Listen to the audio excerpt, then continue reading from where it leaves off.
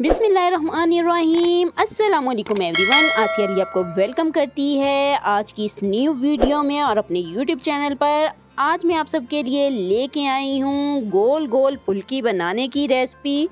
गोल फुल्की कैसे बनाई जाती है और इसके लिए क्या ट्रिक्स इस्तेमाल की जाती हैं। बहुत से लोग ये पूछते हैं कि जी हमारी जो फुल्कियाँ हैं वो गोल गोल नहीं बनती, जब हम फुल्की बनाते हैं तो वो चिपटी बन जाती है या बैठी हुई बन जाती है, बिल्कुल भी गोल नहीं बनती। तो आज मैं आपको बताऊंगी कि गोल फुल्की बनाने के लिए हमें क्या करना चाहिए, कौन सी ट्रिक इस्तेमाल करनी चाहिए और अमेज़ा कैसा बनाना चाहिए। तो आइए चलते हैं आज की रेसिपी की तरफ और देखते हैं कि गोल गोल फुल्की बनाने के लिए हमें कौन कौन सी चीज़ें चाहिए और किस क्वांटिटी में चाहिए। फुल्की बनाने के लिए हमें चाहिए 1 कप बेसन और यहाँ पर मैंने 1 कप बेसन लिया। आप चाहें तो 2 कप बेसन भी ले सकते हैं और हाफ कप बेसन का इस्तेमाल भी कर सकते हैं। और बेसन में हम डालेंगे लाल मिर्च पाउडर 1 टेबल स्पून, हल्दी पाउडर हाफ टेबल स्पून और 2 चुटकी डालेंगे मीठा सोडा और 1 टेबलस्पून डालेंगे नमक का। जल्दी से जाइए मेरे चैनल को सब्सक्राइब करें और बेल आइकन को प्रेस करें ताकि आने वाली हर न्यू वीडियो का नोटिफिकेशन आप तक पहुंच सके। अब हम तमाम स्पाइसेस को बेसन में डाल देंगे और अच्छे से मिक्स करेंगे।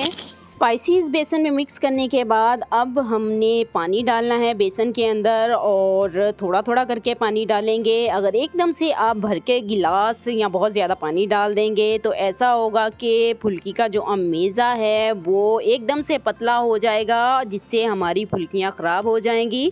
और यहाँ पर मैं दोबारा से थोड़ा सा पानी ऐड कर रही हूँ।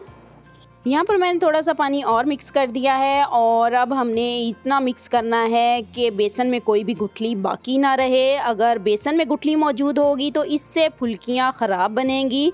और यहाँ पर मैंने थोड़ा सा पानी और डाल दिया है और पानी डालकर अब हमने तकरीबन 10 से 15 मिनट के लिए इतना मिक्स करना है कि बेसन में थोड़ी सी एयर भर जाए। आप चाहें तो हाथ से भी इसको मिक्स कर सकते हैं, आप चाहे तो बीटर का इस्तेमाल भी कर सकते हैं, आप चाहें तो इलेक्ट्रिकल बीटर भी यूज़ कर सकते हैं। और यहाँ पर हमारा फुल्की का अमेज़ा तैयार हो चुका है। यहाँ देख सकते हैं आप कि फुल्की के अमेज़े को इतना थिक होना चाहिए, बहुत ज़्यादा पतला नहीं होना चाहिए और बहुत ज़्यादा सख्त भी नहीं होना चाहिए। तो यहाँ पर ऑयल भी गर्म हो चुका है।